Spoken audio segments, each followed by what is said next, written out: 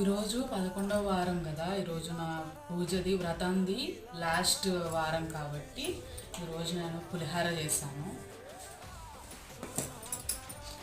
అలాగే నవరాత్రుల్లో ఇది మొదటి రోజు. బాల త్రిపుర సుందరికి కట్టు పొంగల్ చేస్తారనమాట, కాబట్టి కట్టు పొంగల్ చేశాను.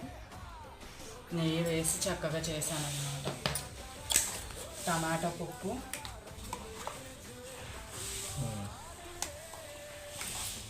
ఇవి శనగలు అన్నమాట, ఉగ్గిళ్ళు అంటారు కదా అవి. సాంబార్ చేశాను. ఇవన్నీ టెంపుల్కి అయితే తీసుకెళ్తున్నాము.